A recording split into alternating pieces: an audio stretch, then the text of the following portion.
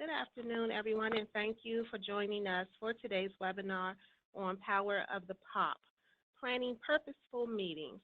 Our presenter for this session is Elisa McBride.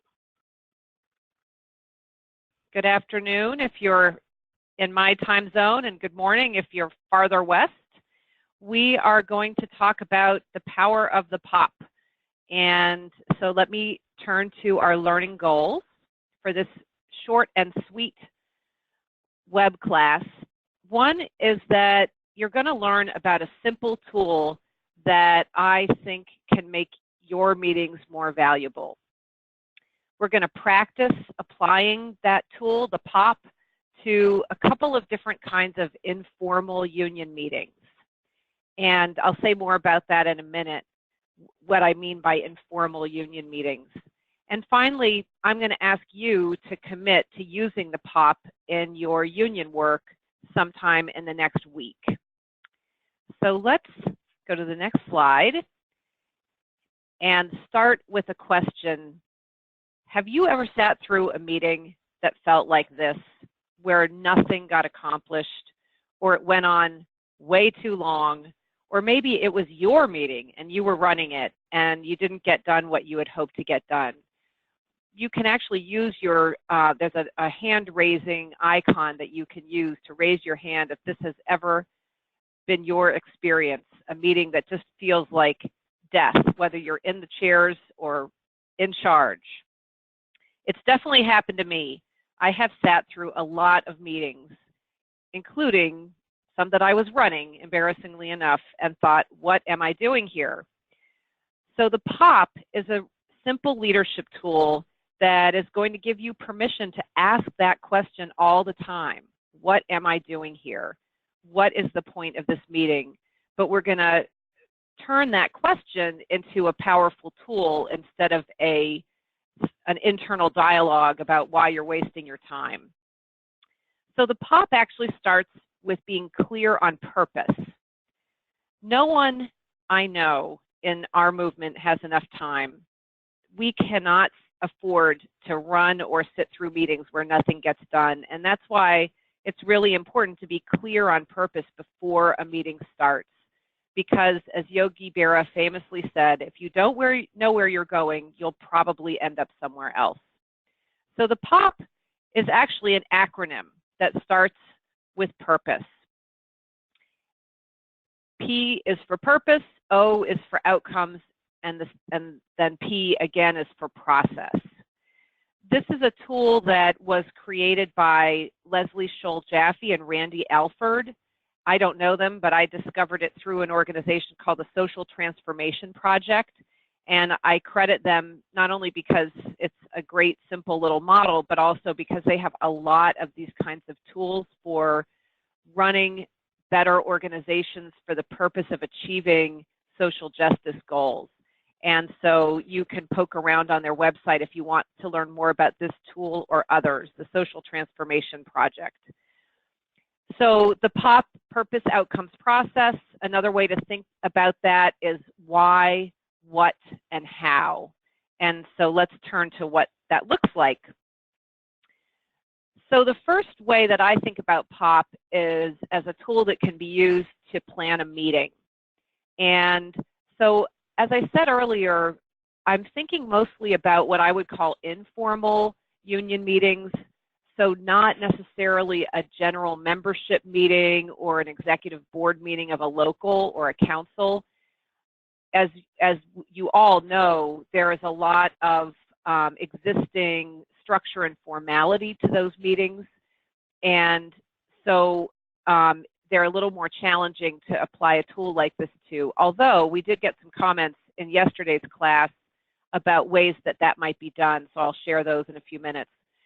But if you think about other kinds of meetings that we run, very small meetings in some cases, a few staff get together to create a campaign plan or a work plan, or a group of leaders get together as part of a committee of a local executive board, or a MAT team gets together to check in about an issue campaign that they're working on, that we have lots of ways that we meet outside of formal membership and board meetings, and the easiest way to start using the POP is with those informal meetings. So the first question is purpose. Why are we having this meeting? And I always try to find the one big reason for the meeting. This isn't to list every possible purpose, but really the overarching purpose or the headline purpose for the meeting. Second thing is to be clear about the outcomes that you want to achieve. What will we have at the end of the meeting that we don't have at the beginning? What will be the results of this meeting? If we were in the corporate world, we might call it deliverables. What is going to be in existence at the end of the meeting that doesn't exist now? And finally, process. How will the meeting be run? What will the agenda be?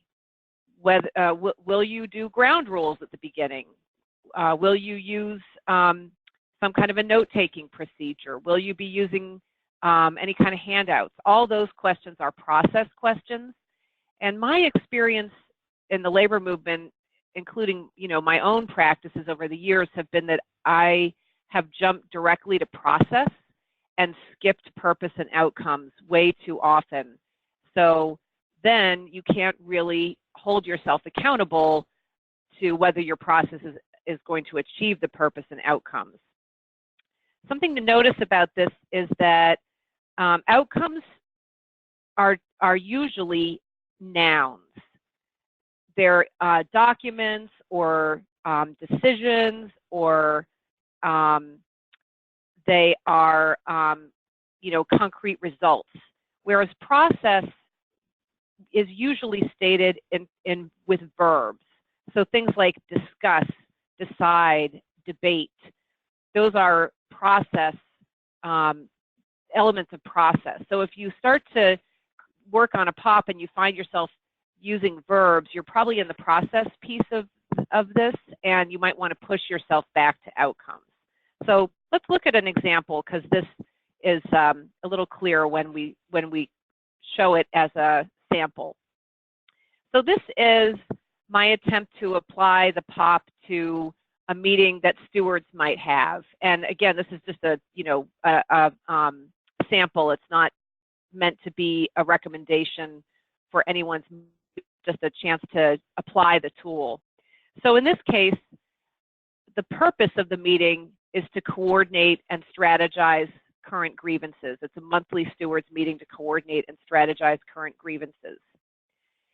The outcomes for that meeting might be to create a list of current grievances and status for each, to come up with possible approaches to the tough grievances, and to agree on a plan for follow-up, to have a plan for follow-up. So notice that the key word in each of the outcome statements is a noun, a list, approaches, and plan. And I bolded them just so that those would pop out. And then finally, the process. The chief steward reports on the grievances and the status of each. The group identifies tough grievances by maybe going around and having each steward report or talk about what they're struggling with. The group brainstorms the possible approaches. The chief steward lists the next steps, who's responsible, and deadlines, and then the group schedules the next meeting. So you can see for the process elements of the meeting, the keywords are verbs, and I italicized them so those would pop out. So let's look at one other example. Here I just took the POP model and applied it to a new employee orientation, something that I think we're paying more and more attention to as a union because of the importance of this purpose, which is orienting new employees to our union. And again, this is just a sample. It's not meant to be a recommendation for how to run these. I just tried to use it as a way to apply the POP. So the outcomes of an NEO might be to get membership cards from all new hires, to get people MVP cards from half of the group, and that new members feel welcome and know how to get involved in the union. And then for process, just for an example, somebody running an NEO might ask the group what makes a job a good job, just to get some feedback from the group, and then explain how the union works to make that happen, to improve our jobs. The NEO, the person leading the NEO could review the contract and other key documents, invite folks to come to a union action or event or meeting, and then pass out and collect cards. So this is an example of using the POP for a new employee orientation. Before we move on from meetings, I just want to mention a comment that one of our participants made in yesterday's POP training, which was that she saw a way to apply the POP to regular union meetings. And what she ended up saying was that we need to be a little more transparent about, we've got limited time, we need to stick to our agenda, this is our purpose in this meeting, and to introduce some processes like having some ground rules, or putting up a flip chart page and keeping track of parking lot items that aren't on the agenda but that need to be addressed elsewhere. I hadn't thought of those. I use them all the time, but those are actually process points that you could put on your list, that negotiating ground rules with the group, being transparent about the time limitations and why we're going to run a tight agenda, and using a parking lot to track items that aren't going to get addressed but need to get addressed in another setting. So I thought those were great examples of process pieces that can make a meeting run tighter. So on to a slightly different example, and then in just about 5 minutes, we'll open it up for comments and questions. So the second way to apply the POP is to what I would call a courageous conversation. Another way to think about this is a crucial conversation or a difficult conversation. So this is a one-on-one meeting, and we've all done a lot of one-on-one meetings in AFSCME and in our union work, especially with the AFSCME Strong campaign. But here I'm talking about a very specific kind of one-on-one where you have to deliver some difficult news or have a pretty tough conversation with somebody, or really address a major challenge in your relationship or in the work. And so the conversation needs some thinking ahead. And so you could apply the POP in the same way to a one-on-one meeting. And here the questions would be, for purpose, why are you having this conversation? The outcomes are, what are the concrete results you want from the conversation? And then the process is just, how will you approach it? How will the conversation unfold? So I used as an example for this one the tough conversation that a steward might have in explaining a decision not to file a grievance to a member who wanted a grievance filed. So the purpose is to explain that decision. The outcomes might be that the member is clear on why the grievance will not be filed, and that the member feels supported by our union. And then for process,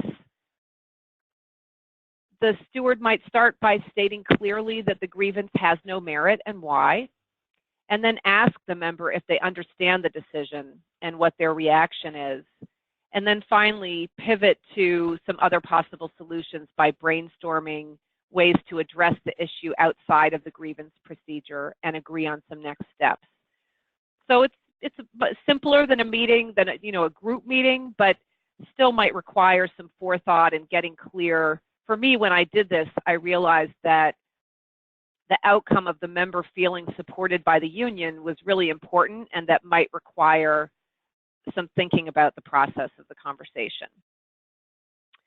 So just coming back to the basic model: purpose, outcomes, process, why, what, and how. Or you could even think of it as ready, aim, fire.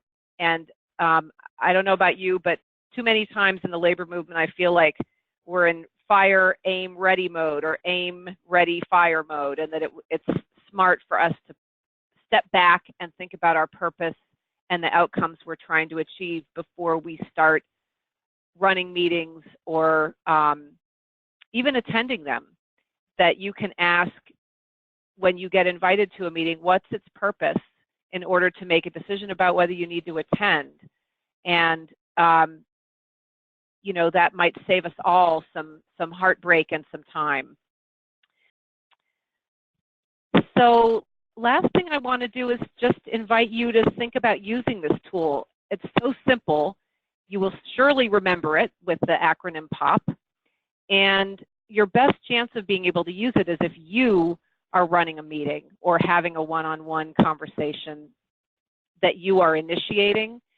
So if you are running a small meeting of staff to plan some kind of union campaign, or if you are convening a group of stewards to check in about the outstanding grievances, or if you chair a committee of some kind and you need to plan meetings for that committee or working group, can you use this tool to think through your approach to that meeting in the coming week? Okay, so just a couple resources that we want to make you aware of. If you can advance a couple slides now, Shondell. We have the web link for the more detailed description of the POP model here on the screen. It's on the Social Transformation Project website. And again, it's credited to Leslie Scholl-Jaffe and Randy Alford. And Shondell has also attributed the photos that she used for this presentation. And finally, we just want to remind you that we've offered many of these short classes on really specific topics for union leaders and staff and AFSCME, including things like the 7 tests of just cause, how to run an NEO, the duty of fair representation, and all of those classes are archived on our website. So if you missed them or you want others in your local to be to have access to them, any member can access this content anytime for free from home or wherever they are, and they're mostly short, focused classes like this one. So we encourage you to take advantage of this resource that is available to you as an AFSCME member and staff. And with that, we will close this webinar on the power of the POP. I think you want to explain the closing survey to people. Yes, thank you, Elisa. So we do hope that this information was very helpful to you. I think that this is such a great and beneficial tool, and I think that anyone can apply it to a meeting to have a successful outcome. So if you have not downloaded the attachments, just please click on the handout tab and download those 2 documents. One is a form that will help you to plan out your meeting. It is actually a form for planning out your POP. So you can use that form to do so. And then there's also the attachment from the website giving you a more detailed view of how the POP is implemented. So you can download that as well. And please be sure to complete the post-evaluation survey to receive your certificate of participation. I will be issuing those certificates out tomorrow to everyone who has completed the survey. Okay, so I want to thank Elisa McBride for her time and her knowledge on the POP, because this is a tool that we often use in the education department to help us become better at not wasting time. So it will help you as well. So thank you so much for joining us, and please enjoy the rest of your day. Thanks, everyone.